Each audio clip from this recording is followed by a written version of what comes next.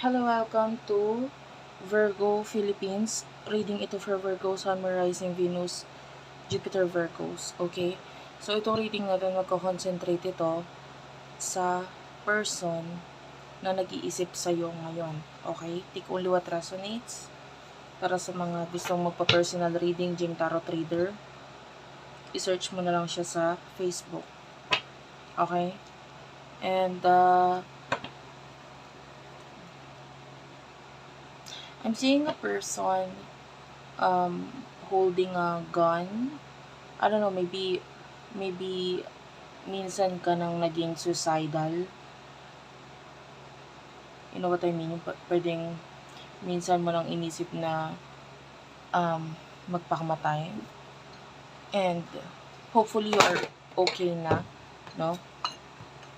Sorry about that. Nahulog yung aking pailaw na ring light dito. But anyway. Take only what resonates. Kung hindi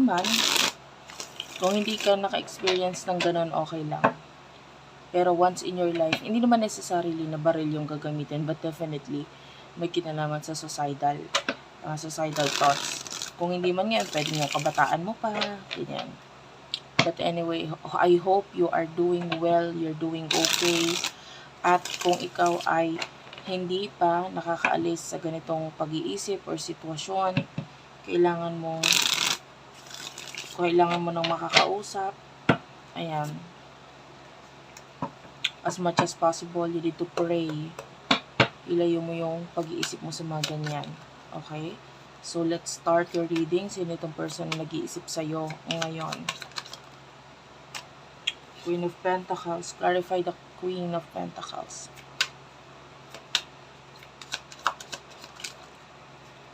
The Hierophant. And the Ten of Pentacles. Okay, ano yung iniisip niya patungkol sa'yo?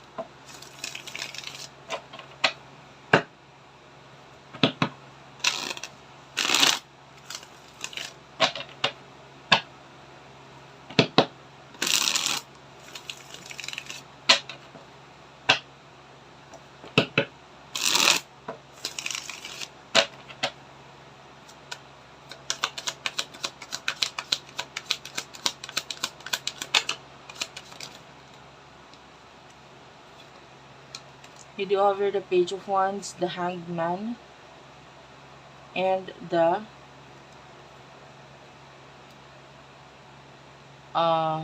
Nine of Wands.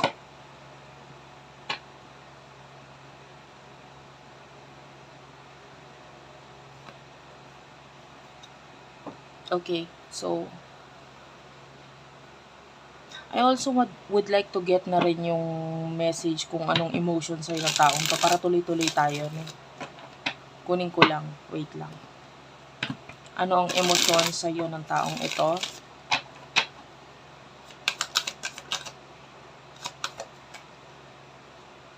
Did you have the Death card?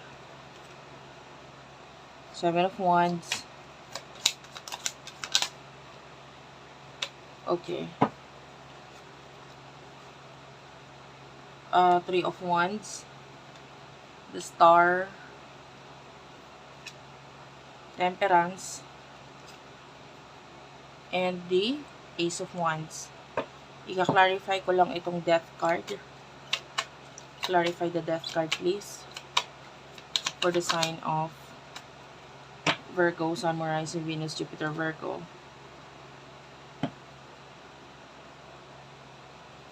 And, yeah, you could be dealing with a person or itong person na nag-iisip sa'yo is someone na very, I can see, stable person.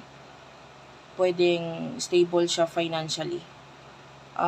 Could be someone who is religyosa, pwedeng ganun. Or, malakas ang paniniwala sa relihiyon or tradisyon. Itong person na ito is making a lot of money. And kung hindi man tradition o relihiyon, pwedeng sa spirituality. Could be dealing with a person na pwedeng nagtuturo, could be a teacher sa iba. Or, kung hindi man teacher, maybe meron siyang mga tinuturuan, maybe a parent, ayan, pwedeng siya ay magulang, dahil the Queen of Pentacles and the Hierophant is someone na may nurturing energy, lalo na sa Queen of Pentacles, no? And with the Hierophant, itong taong ito, could be may anak dahil may mga tinuturuan nga, ano. But anyway, kung ano yung iniisip niya sa'yo, the Page of Wands, the Hanged Man, and the Nine of Wands, pwedeng naghihintay siya na ikaw ay mag-message sa kanya. No? Na ikaw ay tumawag, na ikaw ay mag-message sa kanya. This person is waiting for you. No? And, I feel like with the Nine of Wands, kailangan niya ng clarity. Kailangan niyang maliwanagan about sa something. And naghihintay siya na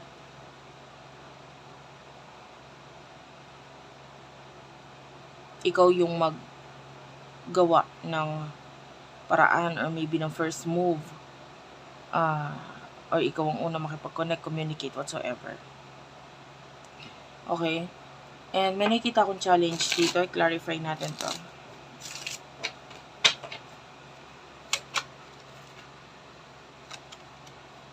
What's with the Nine of Wands, please?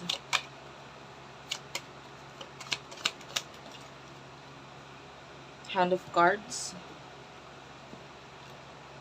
So, yung challenge dito is yung other options. Pwedeng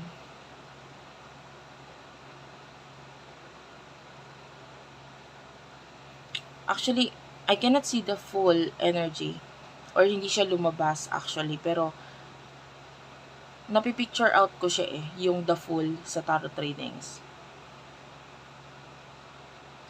And the full is someone na gustong mag-take ng risk.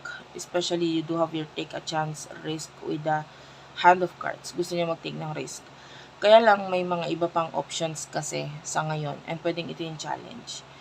And kung bakit siya ang naghihintay, kung bakit hindi siya yung gumagawa ng paraan na makipag-connect or communicate sa'yo, ito ay dahil maybe may kinalaman sa other options. Okay? Ayaw niyang ipakita or ayaw niyang makita nitong mga ibang option na ito or ng maybe ibang taong involved dito yung message niya or yung mga sasabihin niya. So,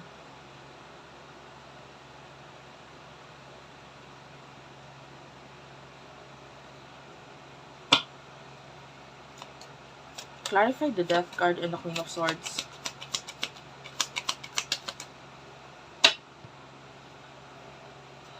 Okay. Clarify the Star, please. One more card.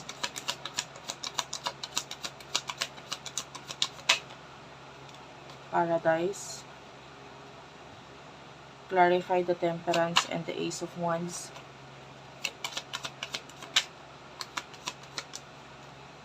Okay, Coffin and Not Enough.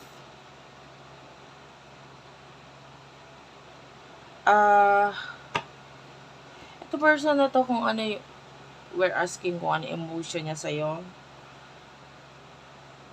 With the Queen of Swords and the Death card, I feel like, lalo na kung nagkaroon ng separation sa inyo, kinut off na ang isa't isa. Maybe kinut off mo siya, or kinut off kanya.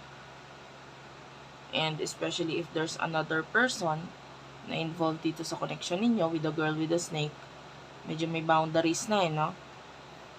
So, nandun yung pinaka-emotion niya, nami-miss ka niya. Especially the Three of Wands is here.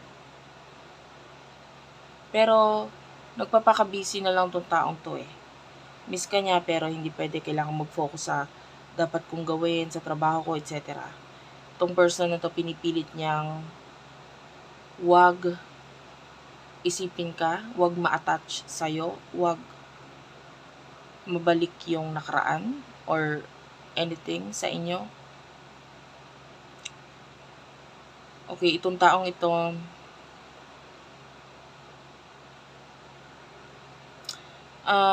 nararamdaman natin, the star is wish, wish fulfillment. Aquarius energy.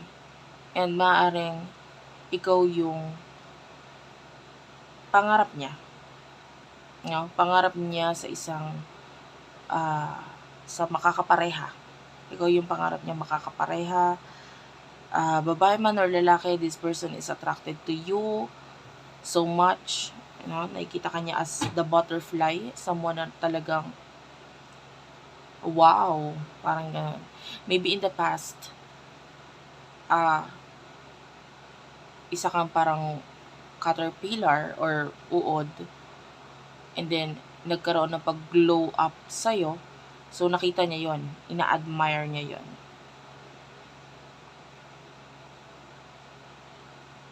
The paradise is here, so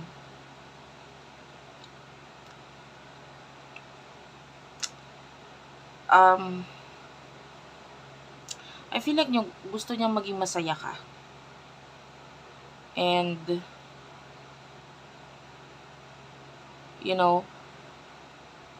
pag ang isang para-paro, pag nakita mo kasi lumilipad yun, hanggang doon lang yun, hindi mo pwedeng hulihin. 'Di ba?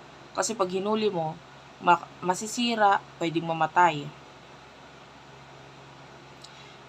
And so nakikita natin dito, can you see this butterfly in the paradise? It's like a butterfly flying in the paradise. So parang ganon. So etong person na ito, gusto niya ang ikakasaya mo. Gusto niya na maging free ka, maging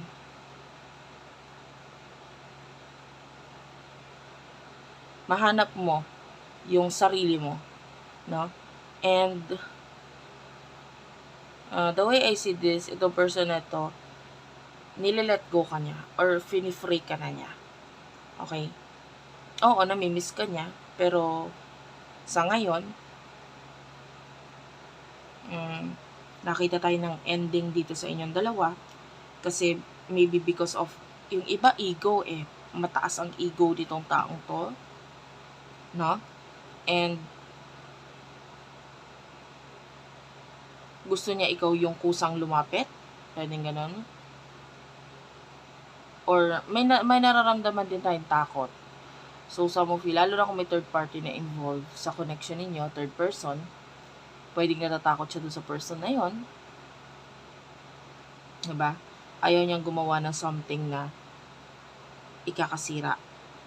Dahil kahit pa paano with the temperance, itong taong ito, nag-invest na rin siya sa connection or sa relasyon niya with that person. And the Ace of Wands, this is a new beginning para sa kanya. Ibinigay niya na rin dito So,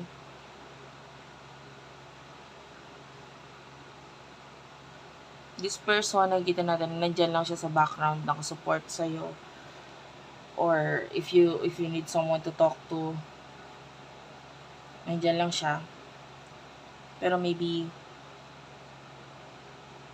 hindi in a way na para maibalik yung relasyon or yung connection kung ano man ang meron sa inyong dalawa. You do have the boat. This is moving on. Moving on kasi no choice May mga issues or maybe there's marriage, engagement ring is here. So may commitment with other people. Yan, lalo na with the wedding rings, there could be marriage na involved sa connection. 'Di ba? So sa ngayon, ikaw ang parang hinahayaan na nililet go na ng person na to dahil ayaw niya makasira sa'yo, ayaw niya ding masira kung ano yung meron na siya ngayon. Okay? So,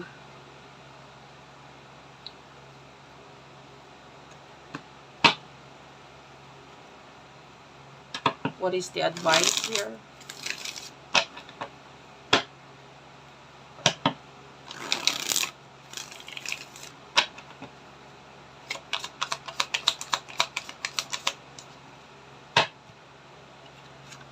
You do have here the Eight of Pentacles. Ang advice sa'yo is to focus on your work, career.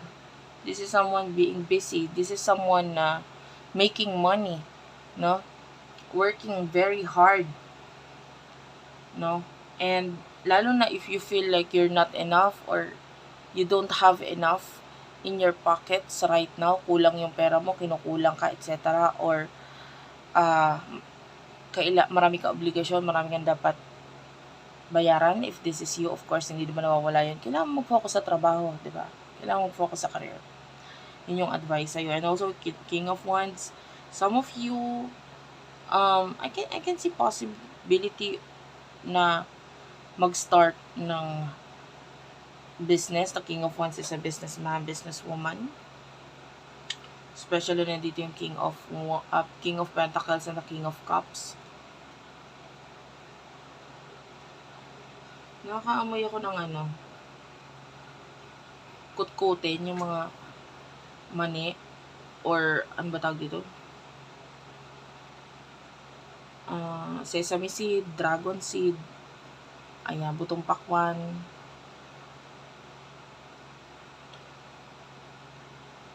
Yung dragon seed, yung butong kalabasa yun. But anyway, mga kutkutin, this could be a reading. Maaaring kumakain ka ngayon while watching. But anyway, itong person na ito,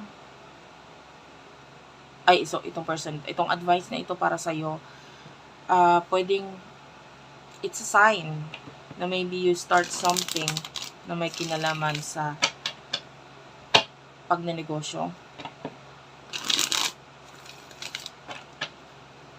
Clarify the King of Wands and the Fool.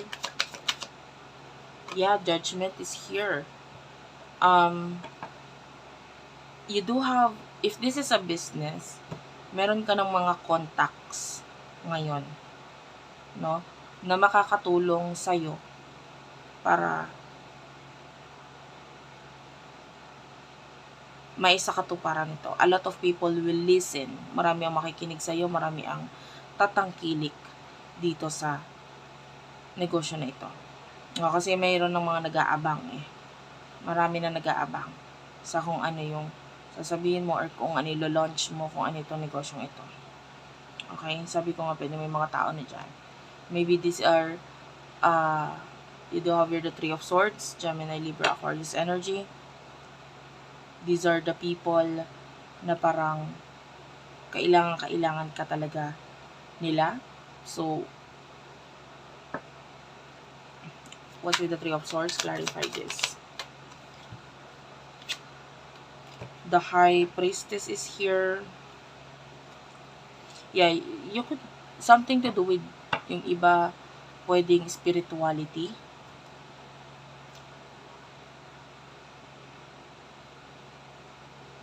Maybe you're thinking of starting a business na may kinalaman sa spirituality.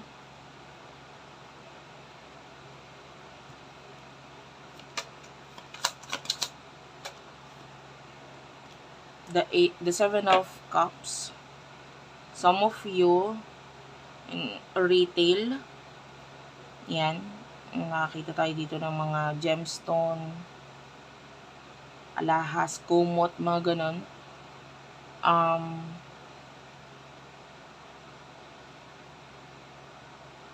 Or maybe may kinalaman sa tela. Yung iba may kinalaman sa hair. Or pagpapaganda. Anyway, the High Priestess and the Three of Swords, especially kung may mga kumontak na sa'yo ng mga tao regarding sa kung ano yung kailangan nila, ano yung gusto nila. This could be mga customer mo in the past, or may idea sila about this message, about this business, and then naghihintay sila ng kung ano yung sasabihin mo because they really need your product, parang ganon. If this is you, nakaka-relate ka dito, kailangan mo itong gawing priority. Okay? The Five of Wands, the Tower, it's time for you na